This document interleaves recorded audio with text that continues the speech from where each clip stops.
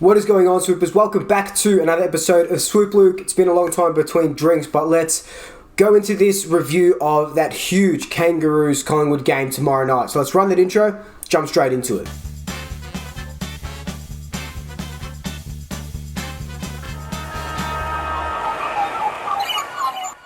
Just before we do jump straight into it, be sure to follow me on Twitch, which is Swoop Luke. You can see I've got a new setup. I painted some stripes down the wall. I'll be streaming a little bit more often now. Got the Xbox running, got Twitch running pretty close to perfect. But that's Swoop Luke, and on all my socials as well, Instagram, Twitter, and TikTok, which is, no surprise here, Swoop Luke. If you are a returning Swooper, thank you so much for joining me. I really do appreciate it. You guys are some of the most loyal viewers that I have, and I really do appreciate every single one of you. But if you're a new Swooper, don't forget to hit that subscribe button if you enjoy the content, and that notification bell if you super enjoy the content, and you will see more videos as I post them. So anyway, enough of that. Let's get into this game. So the Kangaroos, as you all are well aware, aren't travelling well at all. They're, at the moment, 17th on the ladder, 3 wins, a bunch of losses, 1 win in their last 5 games, which was against Adelaide. They ended up winning by about 60 or 70 odd points, but, you know, they got smacked by Melbourne a couple of weeks ago, and then last week or last round, whatever you want to call it, they just lost to Brisbane, who of course we know Brisbane are one of the premiership favourites at the moment, right at the top of the ladder. They just lost to them, had it not been for, you know, Brisbane kicking a bunch of points to get them over the line. They did fight back the Roos, but like I said, their form hasn't been anything too special. Getting smacked by teams, you know, Geelong, and then, you know, like I said, Melbourne, losing to Brisbane. They did show a little bit of fight, but again, 17 on the ladder for a reason. They're not playing that exciting brand of football that I was going to say you come to expect from the Kangaroos, but you don't really. They're a bit of a, as much as I hate to say this about any team, they're a bit of a no man's team. You know, you neither hear a lot about them or you don't hear bad things about them. You don't hear good things about them. They're kind of a nothing team. I guess that's a bit of fighting words, but that's how, you know, I say it like it is. That's how I feel. So they'll be looking to rectify their season, maybe get themselves out of the bottom 4. But, you know, we'll have to see. As for our form, what can I say? We haven't been lighting the football world up on fire. We are just hanging into the top 8 by our pinkies, by our fingernails. We got smashed, absolutely smashed by Melbourne last round. Pants down from the word go to the word stop. It was just a humiliation. You know that Simpsons scene? Stop! He's already dead. That's how I felt watching that Melbourne Collingwood game the other day. Absolutely ridiculous. You know, before that we did beat Adelaide, just. We did beat Sydney as well, just. Then we lost to Fremantle, and then we we got smacked by West Coast. So we tend to have a tendency where the bottom 4 sides that we do play, Adelaide, Sydney, Fremantle, and now the Kangaroos, we give them a little bit of, how's it going? A little bit of a sniff of victory. Adelaide and Sydney, we waited until the third quarter to kind of kick into gear. That Fremantle game, we never really kicked into gear. So what does this Kangaroos game have in store for us? Is it like last season, or is it like the season before that where we absolutely smashed them? It's a bit of a topsy-turvy one with Collingwood, especially with our form. And not even just our form, just our connection and stuff like that in between our players and the forward line and stuff. But like I said in a video a couple of weeks ago, when we play the low teams, gone are the Collingwood of 2010, 2011, where it's like, okay, we're playing one of the bottom teams. How many points are we going to win by? Now we're playing one of the bottom teams. How can we play just as bad as them to make them look good? That's how I feel like we've been going this season anyway. So the last time we played the Roos, you might remember, it was that patch last year where we were just absolutely shocking. We were coming off a good first half of the season. Then we had that Hawthorn game. We had this Kangaroos game. We got pumped by like 40 or 50 points. And the Roos weren't even travelling very well. So you can see how I say that. Sometimes it feels like we play just as bad as our opposition, if they're a bad opposition. That's not to say that if we verse good opposition, we play good, because we still play bad. But I'm saying that we don't have that tendency anymore to just be like, get that cocky chest out. How much points do we win by now? We play how our opposition has played, if that makes any sense to you. So in that game, Treloar had a cool 40 disposals, but he's not playing this week. Pendlebury had 33 disposals. We dominated hit-outs, but again, we were getting smashed in clearances. So it's just an ongoing trend for the last couple of seasons. So those 37 points that we kicked, or the 37, points that we finished the game with, was our lowest ever score in 24 years. So you can see how, the Roos just had a number on us, and they had 60 inside 50s. They were, like I said, winning the clearances, even though we were winning their hit-outs. They just came to play, and we were just shell-shocked, and we can't let history repeat itself, because we know what the Roos brought to the Brisbane game, where Brisbane won the hit-outs, but the Roos won all the clearance stats. So their midfielders know how to shark it off an opposition ruckman. Key areas and matchups. It's not going to be any surprise to you that I keep bringing this up, but we've had a week now, we've had 9 days to be exact, to get that midfield to forward line connection working. It's something that we've been lacking for the last 3, 4 or 5 games.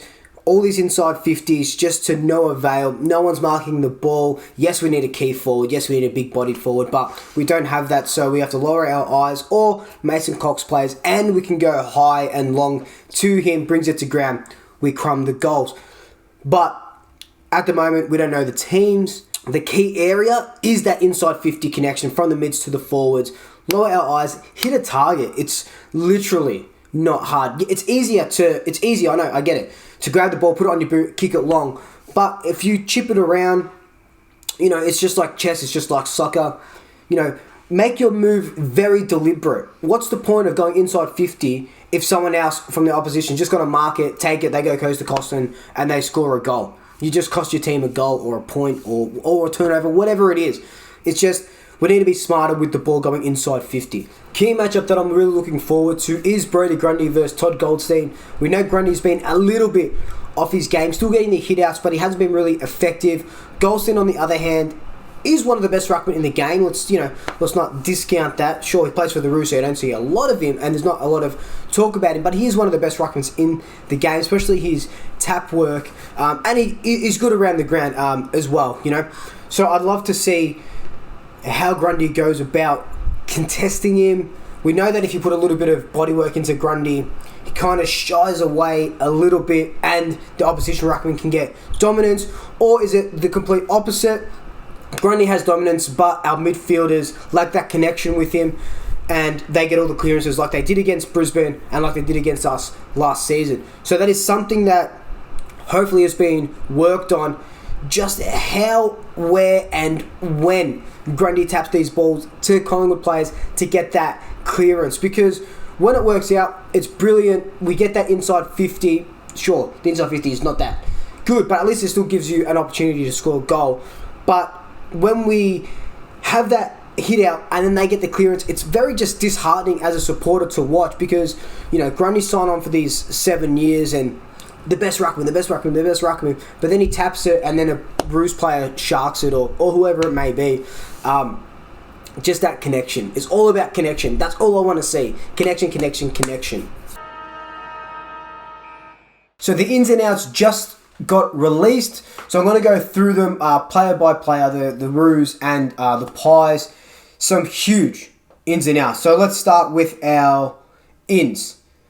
Mason Cox comes in, Levi Greenwood in, Chris May, Ruffy and Appleby. Outs, Callum Brown omitted, Lyndon Dunn omitted, Mychek's injured, Ben Reed's injured, and Rupert Wills is omitted. So, interesting, Steve-O doesn't play. On the weekend, or a couple days ago, Buckley came out in his presser and he said that Steve-O will play this weekend. It looks like he meant Steve-O will play this weekend, ... in the reserves game because he was in the seconds game as a deep forward. Obviously, he's not going to play again, so wasn't named. There might be a little bit something going on with Steve-O not playing because he is one of our better forwards. But they bring in Flynn Appleby instead. Apples, as you are well aware, was one of our defenders, wasn't any good. That's harsh to say, but he wasn't any good. You remember that Giants game where he played on Finlayson and just got absolutely demolished. He's been reinvented as a forward this year, kicking bags in the, I was going to say the VFL, but there's no VFL, kicking bags in the scratch matches. So he comes in and provides us that target. Mason Cox, they've chosen him over Max Lynch. Cox, like I just said, our game plan is kick it high and long. Even if Cox doesn't mark it, he brings it down to ground, creates that contest for our Crummers to get a goal, and that's where Appleby will come in. Levi Greenwood in, obviously the pig, we knew he was coming in. I called it, love to see it. Chris Mayne in as well. In and out of the team. I don't think because of form, I just think because of, where he is with his body-wise. I think he's 31 or 32 or something like that. And Ruffy comes in after that concussion. And he takes over Dunn's spot. Like I said, Lyndon Dunn is omitted. You can see why. He was a little bit slow last week. He cost us about 2 or 3 goals. Just great to have him back. But yeah, I don't think he's our go-to fullback for the rest of the season. Just a little bit too slow. We know about Ben Reid. We know about Myercheck. Callum Brown and Rupert Wills omitted. They did absolutely fuck all last round. So you can see why they're omitted. Wills out and no Sire is a bit weird. But I guess that's why Levi Greenwood and Chris Mayne are back. Callum Brown, after having a really good season last season, hasn't really set the Collingwood Football Club on fire. Dacos has taken that sort of role of look at me, in a good way. But Callum Brown, he's too stagnant when he has the ball, too stagnant when the ball's in his vicinity. He needs to toughen up and get in and under, just like his dad used. I know he can't be his dad, but just like his dad used to play in and under a grunt for that ball. And just get that mongrel about him. Don't wait for that easy ball. And then what happens is he gets that easy ball and then he does nothing with it or he tries to do too much with it. Just simple footy. That's all we want from him. For the Roos, Paul Ahern and Robbie Tarrant, their best defender, is back. For Sam Durden comes out and Will Walker comes out. All in all, love those ins. I've been calling for apples for so long. And now we went to the orchard, picked them out, and he'll be playing this weekend. My predictions have been all over the shop recently. I do feel like we're going to win, but I think we're just going to win. Just going to win. Just 12 points. And why I'm saying that is because, probably like every other Collingwood supporter, I just lack confidence that this team, I do think that, when finals comes and we get these players back, we'll click into gear. But just at the moment, I lack confidence that we will get that mid to forward connection. We will get, the inside 50s that we need, the converted. We will be able to hit targets. I just don't see any of that happening, and it's just become a snowball effect since that West Coast Eagles game. All those rounds ago. So I'm saying 12 points we're going to win by. And who's going to kick the most goals in my big call? I'm going to say Ali's going to kick 3 goals. He's going to come out of that midfield spot because Greenwood will go into there. He's going to stay as a forward. He's going to kick a couple of goals, 3 to be exact, and that's my big call. Anyway, Swoopers, this has been my preview of that Kangaroos game. Looking forward to it, but like I said, not a lot of confidence, but hopefully you guys have more confidence than I do. Leave that confidence down below. Would really appreciate it. All your thoughts are always love to hear them. But anyway, guys, like, comment, subscribe, tell your family, tell your friends, tell your pets, and until next time, double shackers, I'll swoop you later. Ooh la la. Welcome to the channel. Don't be sure. Callum Brown, after having a really good season last season, Jesus.